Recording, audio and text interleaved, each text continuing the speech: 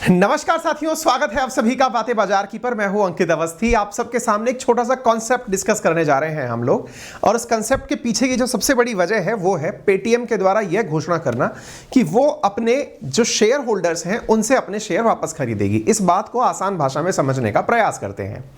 एक बार के लिए हम पेटीएम को किसी एक सब्जी वाले से कंपेयर कर लेते हैं, उससे आपको समझना आसान हो जाएगा। एक बार के लिए विचार करिए कि एक सब्जी वाला है जिसके पास में 100 किलो आलू हैं। उसने खुले बाजार में 100 किलो आलू बेचे।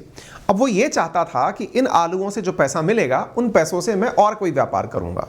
उदाहरण के लिए समझने के लिए आसान होगा, उस व्यक्ति ने आलू बेचने से पहले पूरा मार्केट बनाया, पूरे माहौल के साथ में ये बातें करी कि जब मैं आलू बेचने आऊँगा उस समय मेरे आलू इस दुनिया के सबसे बेस्ट आलू होंगे और उन आलूओं को आप लोग कम से कम 20 रुपये किलो पर ही खरीद पाएंगे, उससे कम में आप मेरे आलू नहीं खरीद सकते। ये कह करके उस व्यक्ति ने सब्जी मंडी में एंट्री करी। ये सब बातें मैं क्यों बता रहा हूं, ताकि आप शेयर मार्केट को आसान भाषा में, सब्जी की भाषा में समझ पाएं। ठीक है, तो माहौलबाजी की गई कि आप हमारे आलूओं को 100 रुपए किलो से कम में नहीं खरीद, वो 20 रुपए किलो से कम नहीं खरीद पाएंगे।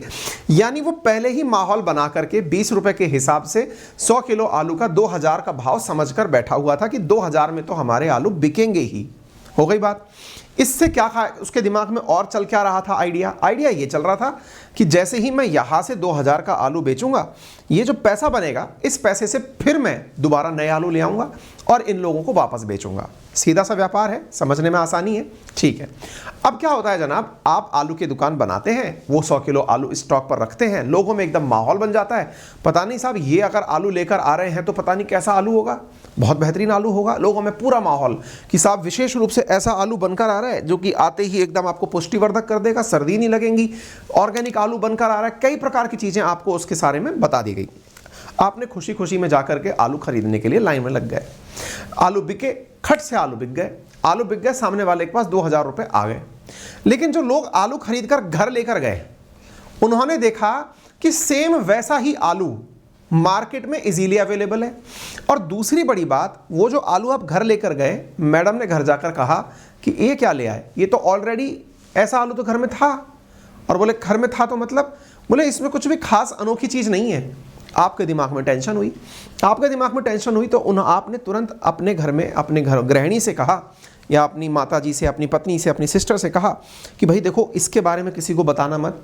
अपन एक काम करते हैं, चुपके से पड़ोसी को बेच देते हैं। अब बोले आप तो बाजार से लेके आए हो, बाजार का माल महंगा होता है, घर का माल सस्ता होता है। तो बोले एक काम करो, किसी को बताना मत, मैं पड़ोसियों को बोल देता हूँ कि ये आलू जो है ना, मैं बाजार से ले आया था, सस्ते लाया था, आप मुझसे ले लो। पड़ोसियों को आपने वही 20 रुपए किलो वाले आलू टिका दिए 15 रुपए किलो में। ऐसा आप अकेले नहीं थे, जितने भी लोग लेकर गए थे वो अपने पड़ोसियों को इसी कारण से टिका रहे थे कि यार हम तो गलत ले आए, आप ले लो इस आलू को।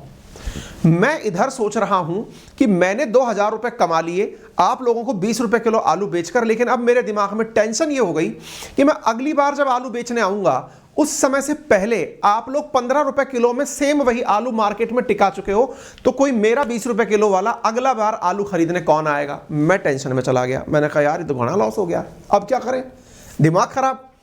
इस बीच में जो भाई साहब ने खरीदा 15 रुपए किलो का आलू, वो और परेशान कि यार गलत खरीद लिया, मार्केट में तो आलू और सस्ते मिल जाएंगे। तो बोले अब क्या करें, किसी और को टिकाओ। ऐसे करते करते करते वो 20 रुपए किलो का आलू 5 रुपए किलो पड़ोसियों में बिक रहा था। और इधर मेरी टेंशन कि मैंने पैसे तो ले लिए, लेकिन अब मैं क्या करूं? बोले क्यों?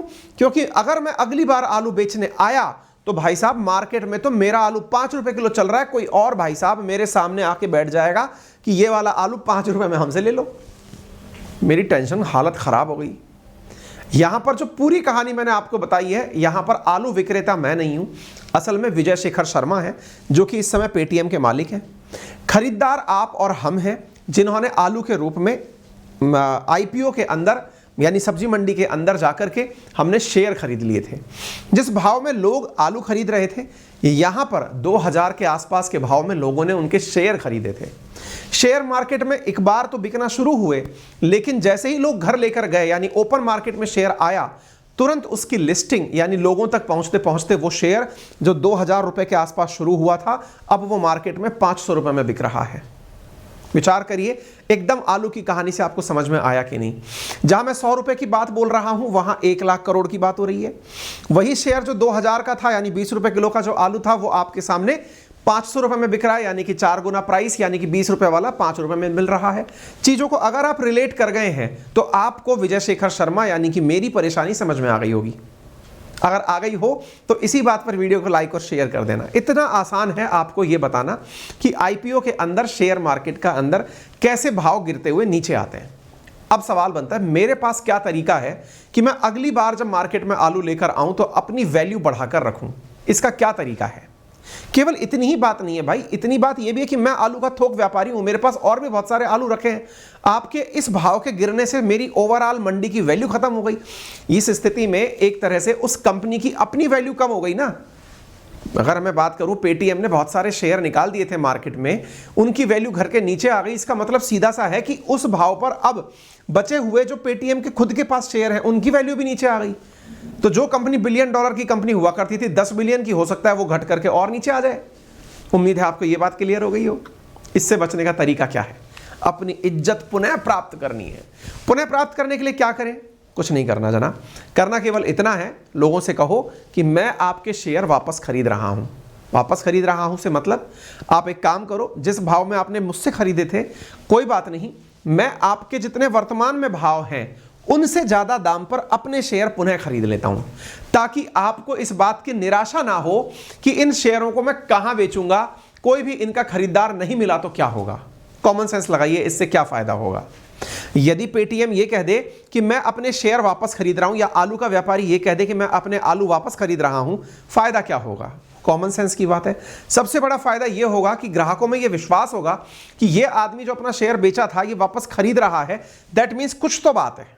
और कुछ तो बात है, यही तो विश्वास मार्केट में दिलाना है। एक बार विश्वास आना शुरू हुआ, शेयर बिकने वापस से शुरू हुए, तो लोग, क्योंकि ये शेयर आप वापस पेटीएम को बेच सकते हैं, ये बात सोच करके ग्राहकों में एक हिम्मत आएगी। और ग्राहकों में जैसे ही हिम्मत आएगी, मार्केट में वैल्यू चढ़ना शुरू हो जाएगी। उम्मीद है आपको बाई बैक का कंसेप्ट समझ में आए। तो बाई बैक क्या है? आलू व्यापारी अपने आलू वापस खरीद ले, शेयर व्यापारी अपने शेयर वापस खरीद ले। ये शेयर व्यापारी कौन है? जिसने अपना आईपीओ निकाला था। अब ये आईपीओ क्या होता है? ये इनिशियल पब्लिक ऑफरिंग है, यानी कि पहली बार कोई व्यापारी उसमें आया था, सब्जी मंडी में आया था। अपने देश में 2 सब्जी मंडियां हैं, एक का नाम है बॉम्बे स्टॉक एक्सचेंज, एक का नाम है नेशनल स्टॉक एक्सचेंज। इन दोनों ही मंडियों में आकर के उस व्यापारी ने आलू की बोरी खोली थी, यानी पेटीएम ने इन दोनों ही जगह पर अपने शेयर बेचने के लिए रखे थे। दोनों ही जगह से शेयर बिकवाली हुई थी, लेकिन अब वापस खरीदारी यानी कल से, यानी 13 तारीख से होने वाली है। यानी कि यदि आप चाहते हैं कि आपको निराशा हुई इस बात से कि यार मैंने पहली बार में आईपीओ के अंदर, यानी इनिशियल पब्लिक ऑफरिंग में जो व्यक्ति अपना आलू यानी कि शेयर बेचने आया था, मैंने खरीद तो लिया था, लेकिन अब मुझे लग रहा है कि मैंने गलत खरीद लिया। अब आप वापस उस व्यक्ति को जाकर के अपने शेयर पकड़ा सकते हैं कि भैया ये पकड़ो अपनी अमानत, मेरे पैसे आप वापस दे दो, और आपको वहां से वो पैसे वापस मिल जाएंगे। मुझे लगता है कि इससे ज़्यादा आपको बताने की ज़रूरत नहीं है। बाकी आने वाले समय में मैं आपको शेयर मार्केट के जितने भी छोटे छोटे कॉन्सेप्ट्स हैं ना, उनको शॉर्ट वीडियोस के माध्यम से भी डालने का प्रयास करूंगा। आपको ये हमारा प्रयास बातें बाजार की कैसा लगा? अंकित इंस्पायर इंडिया का अगर आपको ये प्रयास पसंद आ रहा हो तो वीडियो को लाइक एंड शेयर जरूर करें, अपने साथियों से जरूर साझा करें। फिलहाल के लिए इतना ही, अपना ख्याल रखें। धन्यवाद।